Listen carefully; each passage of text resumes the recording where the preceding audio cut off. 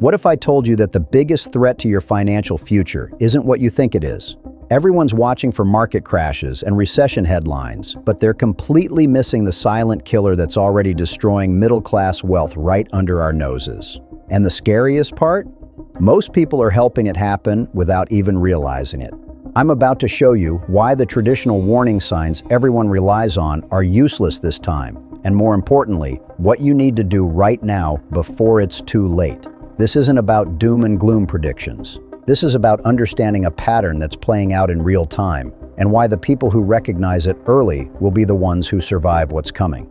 Let me start with something that might sound counterintuitive. The most dangerous economic environment isn't one where everything is obviously falling apart. It's one where everything seems manageable, just a little harder than before. Because when things get slightly worse so gradually that we adapt to each new level of difficulty, we lose our ability to recognize when we're in real trouble. Think about it. Right now, we've collectively decided that certain things are just the way life is now. Housing costs eating up half your income? That's normal. Interest rates that would have been considered emergency levels just a few years ago? Normal.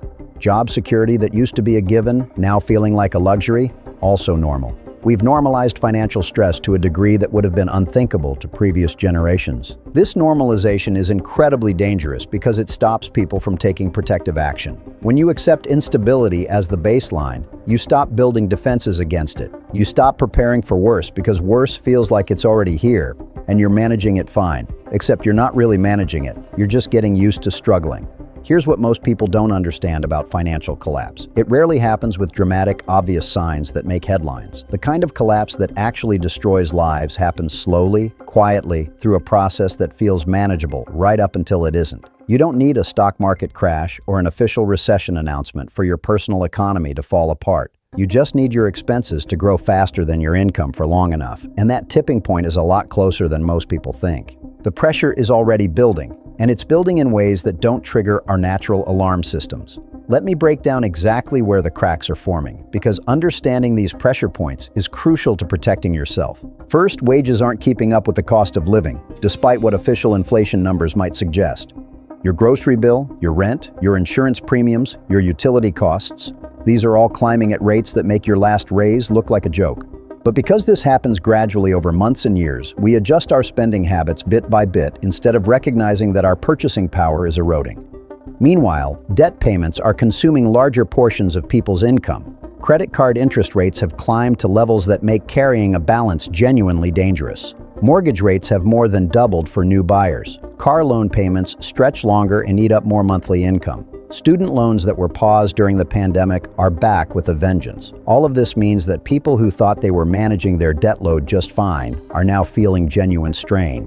At the same time, savings rates are dropping across all income levels. The emergency funds that financial experts constantly recommend, most people either never built them or have been steadily draining them to cover the gap between income and expenses. When you look at the data, the number of people who could handle a $1,000 emergency without borrowing money is shockingly low and getting worse. Here's where it gets really concerning.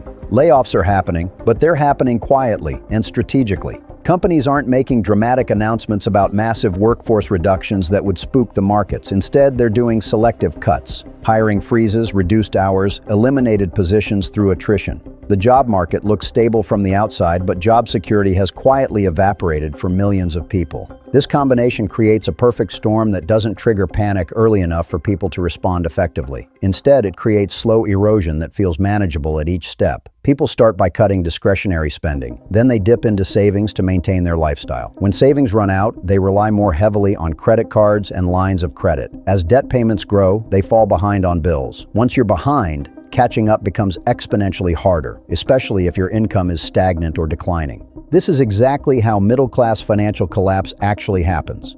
Not through dramatic external events, but through a gradual process where each step seems reasonable and temporary, right up until you realize you're trapped in a cycle you can't escape. If these trends continue, and there's every indication they will, the next phase follows a predictable pattern. Companies that have been quietly managing costs will move to more obvious hiring freezes. Credit will become harder to get as lenders recognize that more borrowers are struggling. Banks will tighten lending standards, making it harder for both individuals and businesses to access the credit they need to stay afloat. Fewer opportunities will be available for people who need to increase their income or find new jobs. The crucial thing to understand is that none of this happens overnight. It happens gradually, which means the people who recognize the pattern early and take action have a significant advantage. Time becomes the most valuable asset in a financial crisis because it gives you the opportunity to adjust before you're forced to make decisions from a position of weakness. So what should you actually do right now? The answer isn't what most financial advice focuses on. Right now, your primary goal shouldn't be growth or optimization or maximizing returns. Your goal should be building resilience and extending your financial runway.